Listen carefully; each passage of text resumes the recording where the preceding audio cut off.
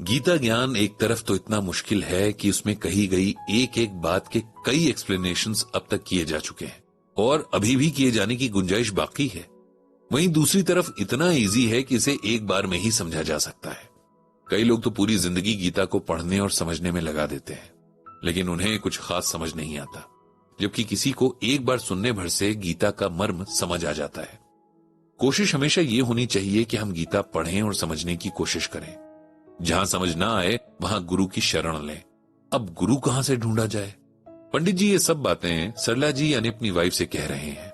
गीता ज्ञान सेशन के दौरान जब सरला जी भी मौजूद होती हैं, तो उन्हें कई बातें ठीक से समझ नहीं आती, जिन्हें वे या तो वहीं या घर जाकर पंडित जी से डिस्कस कर लिया करती थी। आज ऐसे ही एक डिस्कशन में ये गुरु वाला सवाल सामने आया था। पंडित जी ने फिर सरला जी से कहा कि गुरु का मतलब केवल टीचर या कोई उपदेश देने वाला नहीं होता। गुरु तो कोई भी हो सकता है आपके घर का कोई बड़ा आपके लिए गुरु की भूमिका निभा रहा हो, आपके भाई बहन या फिर कोई दोस्त आपके लिए गुरु हो, या फिर ऑफिस में बॉस या कलीग्स इस रोल में हो। गुरु वो है जिससे आप कुछ सीखें। कई बार तो एक छोटा सा बच्चा भी हमारा गुरु बन सकता है। लेकिन जब हम श्रीमद् भगवत गीता को समझने के लिए गुरु की बात करते हैं, तब उस इंसान का भगवान का भक्त होना जरूरी है। पंडित जी ने आगे कहा कि एक सच्चा गुरु केवल शब्दों में नहीं बल्कि कर्मों का सच्चा होता है। वो कभी भी अपने ज्ञान का प्रदर्शन नहीं करता, बल्कि उसकी लाइफ ही अपने आप में उनके ज्ञान का एक परफेक्ट एग्जाम्पल होती है। पंडित जी ने सरला जी को एक छोटी सी कहानी सुनाई। एक संत थे, उनके आश्रम में बहुत सारे बच्चे उनसे ज्ञान पाने आते थे। संत किसी को कोई भी किताब नहीं पढ़ाते थे, न ही कोई प्रवचन ही देते। वे बस लाइफ की सिचुएशन से कुछ इस तरह की बातें बताते थे कि सामने वाले को लगता था कि ये तो हमने न कभी सोचा न सुना था। संत ने कभी नहीं कहा कि मैं किसी को ज्ञान दे रहा हूं। बिल्कुल ही अहंकार नहीं था उनके मन में।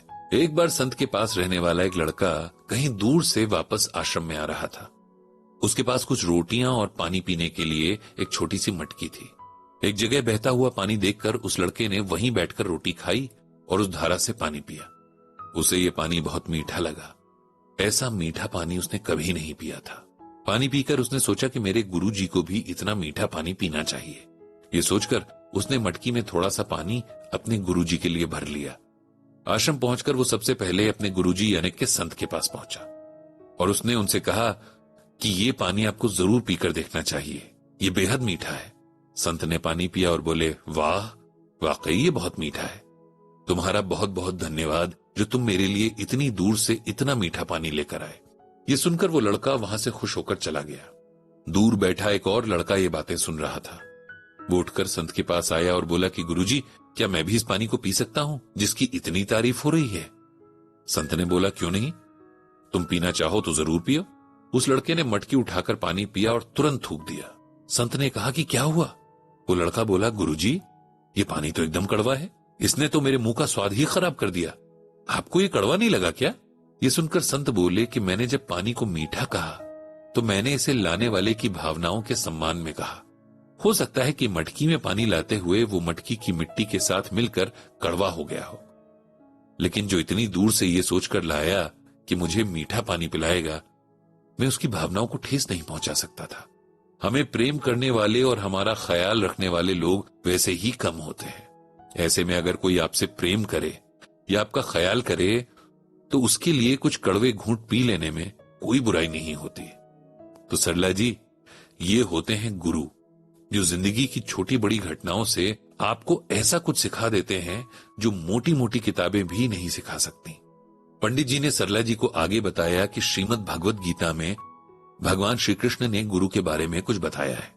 श्रीमद् भगवत गीता में भगवान श्री कृष्ण ने गुरु शिष्य परंपरा को परंपरा प्राप्तम योग बताया है। यहां भगवान ने बहुत गहराई के साथ इस रिश्ते के बारे में बताया है। भगवान कहते हैं कि गुरु और शिष्य का रिश्ता दुनिया के ज्ञान से शुरू होता है, लेकिन इसे तब सही मायने में ज्ञान कहा जाता है जब गुरु और शिष्य दोनों स्पिरिचुअल ज्ञान में इतना ऊंचा उठ जाएं कि भगवान के चरणों में समा जाएं। यही गुरु की गुरु रूप में सफलता है और शिष्य की शिष्य के रूप में। भगवान के सच्चे स्वरूप को जानने के लिए हमें एक ऐसे गुरु को ढूंढना चाहिए जो हमें उनसे मिलवा सके, क्योंकि अपने स्वरूप के बारे में गीता में भगवान श्री कृष्ण कहते हैं कि जन्म कर्म च में दिव्यमेवं यो वेत्ति तत्त्वतः त्यक्त्वा देहम पुनर्जन्म नैति मामेति सो अर्जुन। इस श्लोक में भगवान श्री कृष्ण अर्जुन से कहते हैं कि हे अर्जुन, मेरा जन्म और कर्म दिव्य है। इस प्रकार जो पुरुष इस तत्व को जानता है वो शरीर को त्याग कर फिर जन्म को नहीं प्राप्त होता है, वो मुझे ही प्राप्त होता है। इस श्लोक को सिंपल वर्ड्स में इस तरह समझना चाहिए कि भगवान कहते हैं कि मेरा जन्म और मेरे कर्म बाकी जीवात्मा से अलग है। मेरे बारे में जानने वाला जो कोई भी हो वो भी मुक्त हो जाता है। हम सब जानते हैं कि जीवात्मा यानी किसी के भी शरीर को चलाने वाली आत्मा एक शरीर से दूसरे शरीर में जाती है, लेकिन ईश्वर इस सब से परे है, ऊपर है, और जो ये बात समझ जाता है वो भी मुक्त हो जाता है। हमारे इंडियन कल्चर में गुरु की जगह बहुत ऊंची और रिस्पेक्टेड है। पेरेंट्स की तरह ही, या यूं कहें कि पेरेंट्स जितनी ही गुरु की भी रिस्पेक्ट की जाती रही है। गुरु को त्रिदेव यानी ब्रह्मा विष्णु महेश के समान समझकर सम्मान करने की रीति चली आ रही है। परमात्मा की ओर हमारे मन को मोड़ने वाले भी गुरु ही होते हैं। गुरु एक तरह का पुल है जो परमात्मा और संसार के बीच और शिष्य और भगवान के बीच रास्ता बनाने का काम करते हैं। इंसान अगर चाहे तो उसके आसपास सीखने के लिए बहुत कुछ है। अपने आसपास के लोगों के अलावा हम नेचर से भी बहुत कुछ सीख सकते हैं। बल्कि अगर देखा जाए तो गीता ज्ञान को समझने के लिए नेचर सबसे परफेक्ट एग्जाम्पल है। नदी सबकी प्यास बुझाती है, फिर चाहे वो इंसान हो, पशु पक्षी हो या पेड़ पौधे हो। बादल भी सबके लिए ही बरसते हैं, कोई फर्क नहीं करते। पेड़ अपने फल किसी खास इंसान के लिए स्टोर करके नहीं रखते हैं। जो उनका काम है उसे पूरी ऑनेस्टी से करने के बाद ये सब ना तो रिजल्ट से अटैचमेंट रखते हैं, न रिजल्ट से उन्हें कोई फर्क ही पड़ता है। फल खाने के बाद आप पेड़ को थैंक यू कहें या पत्थर मारें, उसे आपसे कोई मतलब नहीं रहता। गीता हमें यही तो सिखाती है।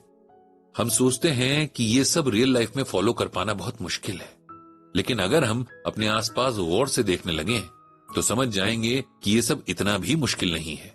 बस एक डिटर्मिनेशन और सही गुरु की जरूरत है। अब सरला जी ने पंडित जी से पूछा कि आपने कहा था कि गीता ज्ञान उस इंसान से सुनना और समझना चाहिए जो भगवान का भक्त हो, आपने ऐसा क्यों कहा? पंडित जी मुस्कुराते हुए बोले, ऐसा मैंने नहीं कहा, ये तो गीता में कहा गया है। भक्त का मतलब यहाँ परमात्मा पर विश्वास रखने वाले से है। इसके लिए मैं आपको एक एग्जाम्पल देता हूं। किसी साइंस एग्जीबिशन में किसी नए इन्वेंशन के बारे में पढ़कर उसके बारे में बताने वाले और उसे अपने सामने बनते देखने वाले की एक्सप्लेनेशन में बहुत फर्क होता है। परमात्मा पर विश्वास रखने वाला उनकी वाणी यानी गीता को अपने मन में महसूस कर सकता है, और जब ऐसा इंसान किसी को गीता ज्ञान समझाता है तब उसके भाव कुछ अलग ही होते हैं। सुनने वाला भी कनेक्टेड फील करता है। इस तरह सरला जी और पंडित जी का आज का गीता ज्ञान पर डिस्कशन पूरा हुआ। पंडित जी ने भगवान श्री कृष्ण से सबको सद्बुद्धि देने की प्रार्थना की।